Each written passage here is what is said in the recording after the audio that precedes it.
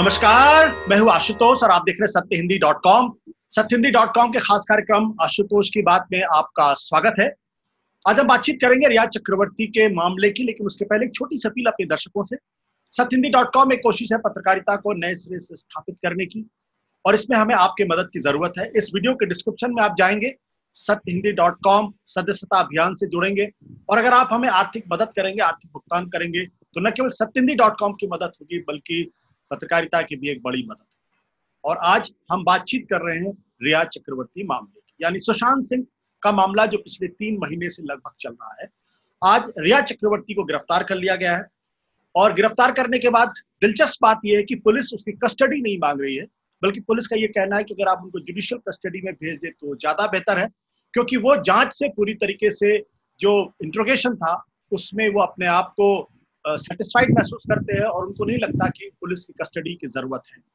लेकिन जो remand copy उन्होंने एनसीबी ने पेश की है अदालत के सामने, वो कई गहरे सवाल खड़े करती है। और इन तमाम मसलों में बातचीत करने के लिए इस वक्त हमारे साथ मौजूद हैं पूर्व आईपीएस ऑफिसर यशोवर्धन आजाद साहब, जो अपनी ईमानदारी और अपनी कर्मठता के लिए लगातार मशहूर रहे हैं। बड़े बड़े मामले उन्होंने देखे। आपका बहुत बहुत स्वागत है आजाद साहब। मेरा सबसे पहला सवाल तो यही है कि क्या रिया चक्रवर्ती की गिरफ्तारी वाकई जरूरी थी क्या इस पूरे मामले में? देखिए आशुतोष, ये जो प्रकरण है बहुत ही उलझा हुआ प्रकरण है जी। और मैं अगर शुरू करूं एक कहावत से, जो हमारे बिहार की कहावत है कि अशरफी की लूट और कोयले पे छापा, यानी कि लूट जब अशरफी की हो रही है और कोल पे छापा पड़ रहा है। सवाल था सुशांत की मृत्यु के बारे में ये पता लगाने का कि क्या ये आत्महत्या है या क्या ये मर्डर है। जी।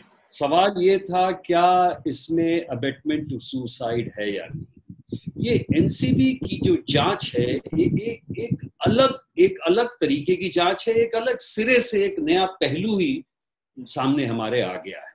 जी। और आपने ये भी देखा होगा कि एनसीबी वाले ये कह रहे थे कि हम पूरी बॉलीवुड को देखना चाहते हैं कि यहाँ पे ड्रग के साथ क्या इसका कल्यूजन है।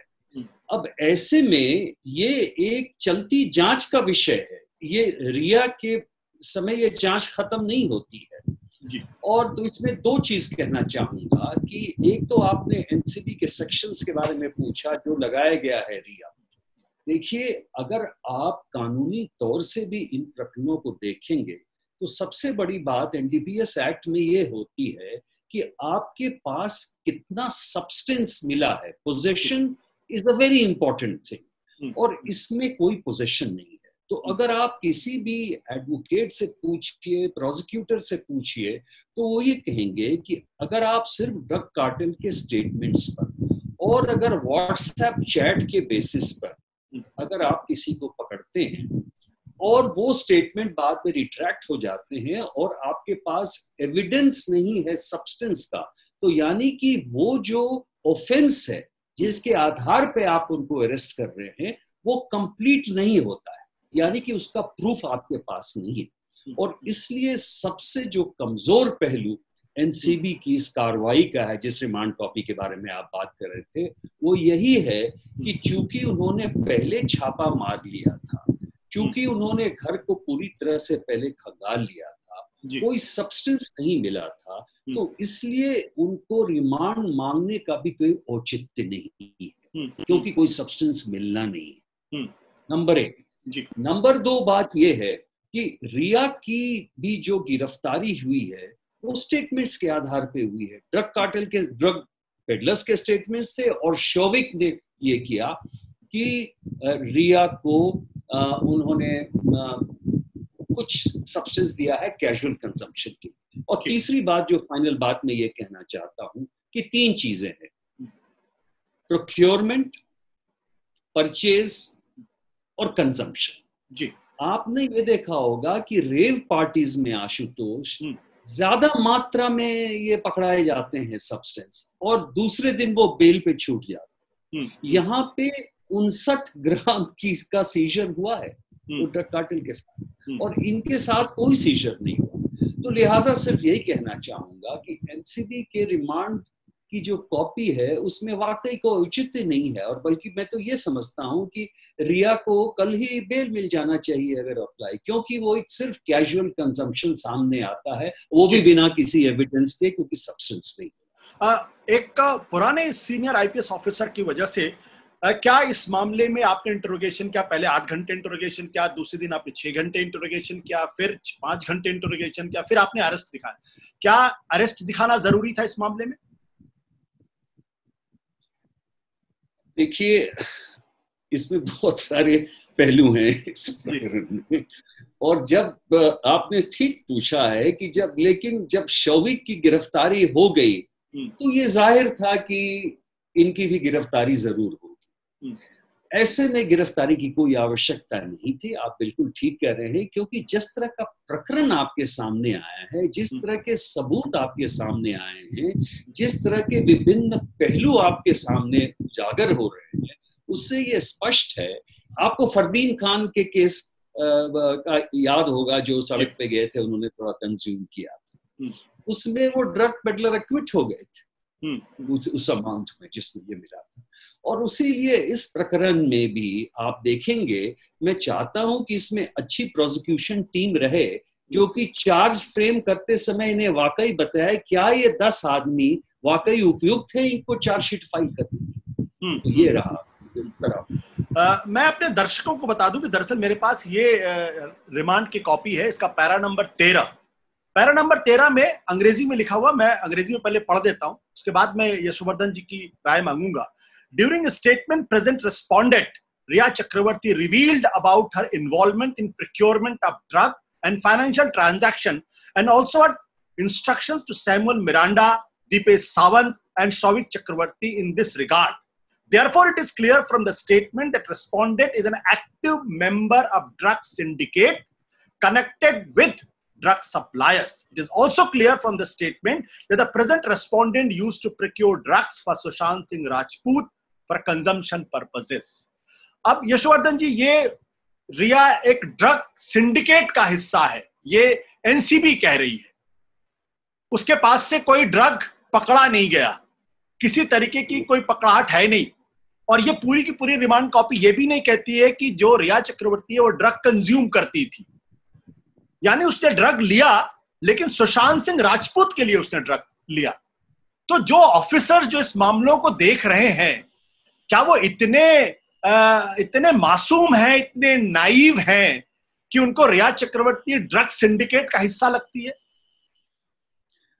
देखिए, मैं खुद आश्चर्यचकित हूं इस मामले में कि ये स्पष्ट है कि रिया को की जो गिरफ्तारी की गई वो इस आधार पे की गई है कि कुछ स्टेटमेंट उनके स्टाफ से ये मिला था कि रिया ने मंगा के ये सुशांत के लिए प्रोक्योर किया। सो दो ही चीज प्रूव होता है प्रोक्योरमेंट, और ये भी बातें जो हो रही हैं, ये व्हाट्सएप चैट में जो कुछ मैसेज आए हैं उसके बेसिस पे ये इन्वेस्टिगेशन शुरू हुआ था। तो जाहिर है कि उनको ड्रग सिंडिकेट से जोड़ना ना तो ये लॉजिकली बैठता है, और ये किसी भी तरह कोई भी कानून में ये फिट नहीं होता है कि आप उनको ड्रग सिंडिकेट के बाद बताएं। जबकि आप खुद ही उस रिमांड कॉपी में, जैसा आपने पढ़ा कि अंत में लिखा था for consuming purposes, for consumption, तो जाहिर है ये ड्रग सिंडिकेट से प्रोक्योरमेंट एंड फाइनेंशियल क्या था? फाइनेंशियल ये था कि पैसा देना था वो कैजुअल कंजम्पशन के लिए।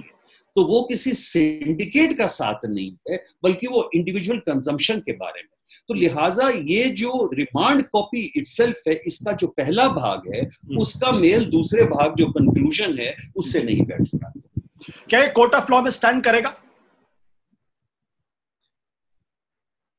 देखिए, मैं अभी एक चैनल में था जहां एक सीनियर सुप्रीम कोर्ट एडवोकेट ने कहा कि मैं आशा करता हूं कि जज साहब जो ऑनरेबल होंगे वो इसको बिल्कुल कानूनन दृष्टि से देखेंगे।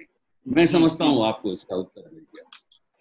जज साहब इसको कानूनन दृष्टि से देखेंगे, लेकिन एक सवाल ये भी है कि जो पुलिस ऑफिसर्स या एनसीबी के ऑफिसर्स जो इस पूरे मामले को देख रहे हैं, क्या वो कानूनी नजर से देख रहे हैं? जो शपथ वो लेते हैं, उस शपथ की के दृष्टिकोण से इस पूरे मामले का इन्वेस्टिगेशन कर रहे हैं?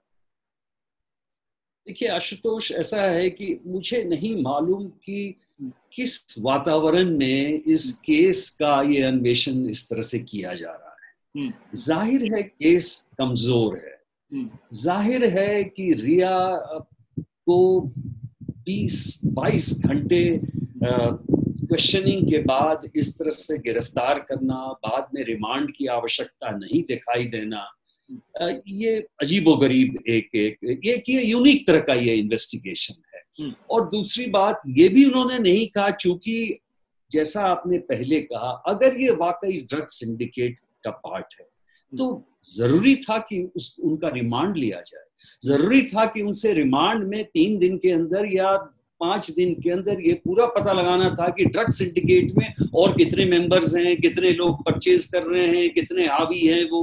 तो ये भी सही नहीं है, और इसलिए मैं कह रहा हूं कि जो उन्होंने चार्ज फ्रेम किया है, वो जो उन्होंने खुद रिमांड की कॉपी दी है, वो एक दूसरे से मेल नहीं खाता। ये जो रिमांड कॉपी है, ये क्या सुशांत सिंह राजपूत को ही कटघरे में नहीं खड़ी कर देती? उनको उनके बारे में कहती है कि दरअसल ड्रग का पूरा कंजम्पशन वो सुशांत सिंह राजपूत करे, तो ये लोग जो थे वो उनको ड्रग प्रोवाइड कर रहे थे। सुशांत सिंह राजपूत दोषी साबित हो जाते हैं। ये बहुत ही इंपॉर्टेंट पार्ट पूछा था आपने, क्योंकि बॉफर्स केस में भी जब राजीव गांधी की मौत भी हो गई थी, लेकिन फौती इसमें उनको दिखाया जा रहा था। तो इस केस में भी टेक्निकली अगर उनका नाम इस तरह से आ रहा है तो उनको डाल देंगे फौती से, टेक्निकल काइंड ऑफ रिक्वायरमेंट। और सवाल जो मेन मुद्दा ये है कि हम तो सुशांत की मृत्यु के बारे में बात कर रहे थे जी। क्या सबसे महत्वपूर्ण चीज ये है, जैसा आपने पहले पूछा, कि एनसीबी की इस इंक्वायरी या प्रोब से क्या हमें कोई सहायता मिल रही है सुशांत की मृत्यु के बारे में पता नहीं, उसका इससे कोई संबंध नहीं है। लिहाजा ये एक स्टैंड अलोन केस है, और स्टैंड अलोन क्लोज में आपने एक कमजोर केस बन चुका है रिया के खिलाफ, लेकिन उससे कोई फायदा सुशांत की हत्या के इन्वेस्टिगेशन। आजाद साहब, अगर थोड़ा पीछे चलते हैं तो जो एफआईआर उनके परिवार ने दाखिल की और जिसके बिना पे मामला सुप्रीम कोर्ट चला गया, जिसमें सीबीआई की जांच अब हो रही है, और जांच ये थी कि दरअसल सुशांत सिंह राजपूत की जो मौत हुई है उसको बताने की कोशिश की या तो मर्डर है या फिर अबेटमेंट ऑफ सुसाइड है, और फिर यह भी आरोप लगा कि 15 करोड़ के पैसे का ट्रांजैक्शन हुआ जिसकी वजह से इन्फोर्समेंट डायरेक्टरेट इसमें इन्वॉल्व हो गई। तो क्या जो परिवार की तरफ से जो एफआईआर दाखिल की गई थी, क्या वो एफआईआर ठीक थी आपकी नजर से? क्या जो आरोप लगाए थे सोच समझ के लगाए गए थे, या कुछ और उसके पीछे दिखाई पड़ रहा? क्योंकि इतने घंटे तक जांच पड़ताल करने के बाद ना तो सीबीआई अभी तक किसी नतीजे पर पहुंच पाई, ना ही एनफोर्समेंट डायरेक्टरेट ये प्रूव कर पाया है कि 15 करोड़ का जो ट्रांजैक्शन था उससे मनी लॉन्ड्रिंग हुई या रिया के परिवार उससे बेनिफिशियल। देखिए आशुतोष, आपने प्रश्न तो बड़ा सटीक पूछा है। अब मुख्य जो मुद्दे हैं वो 2 हैं, जैसा कि आपने कहा। पहला तो ये है कि क्या ये मर्डर है या क्या ये सुसाइड है, जिसमें कि बहुत कुछ जो भौतिक सबूत हैं वो काम में आए। भौतिक सबूत क्या है कि भाई ये हैंगिंग में जो लिगेचर मार्क है वो सही है कि नहीं, वो कंसिस्टेंट विद सुसाइड है कि नहीं, जहां पर कि वो हाइट था वो सही हाइट है कि नहीं, स्टूल से गिरे, it should be more than the height. तो जो सीबीआई ने क्रिएशन ऑफ सीन किया है, रिक्रिएशन ऑफ सीन और डमी ट्रायल्स किया है, और वो पता लगाने की कोशिश की है। और इसके पहले हम चलते हैं, जैसा कि आपने कहा था, वो जो केस रजिस्ट्रेशन के बाद